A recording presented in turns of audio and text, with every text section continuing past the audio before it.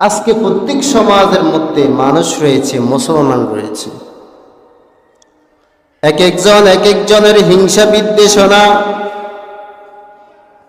এক একজন যদি ধনী হয় তাহলে ওই ব্যক্তি গরিবদের উপর হিংসা বিদ্বেষ করে,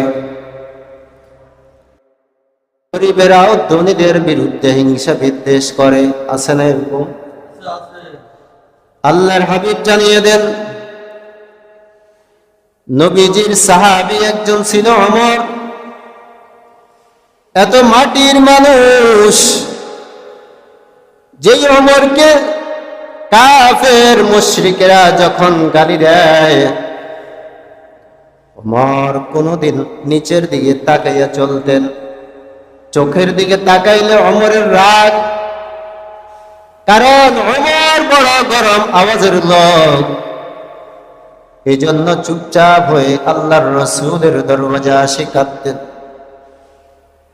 মক্কা নগরীতে আল্লাহর হাবিব যখন বসবাস করতেন,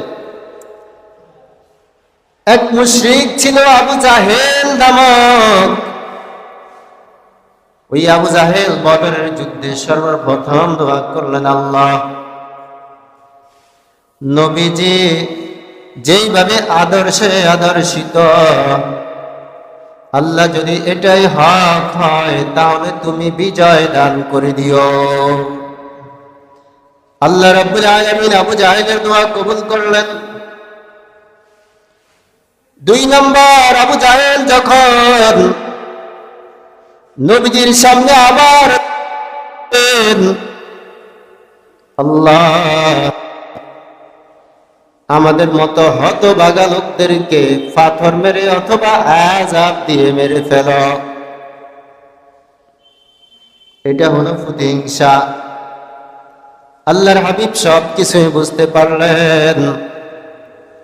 আল্লাহর হাবিব বলেন, সমস্ত বিষয় আল্লাহ রাব্বুল আলামিন ছাড়া আর কেউ জানেন না।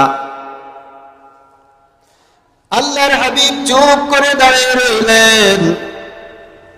আজকে বড় আফসোস হয়, আমরা যখন কেউ আমাদের বিরোধিতা করে, কেউ আমাদের প্রতি হিংসামূলক আচরণ করে, আমরা সহ্য করতে পারিনি বলেন।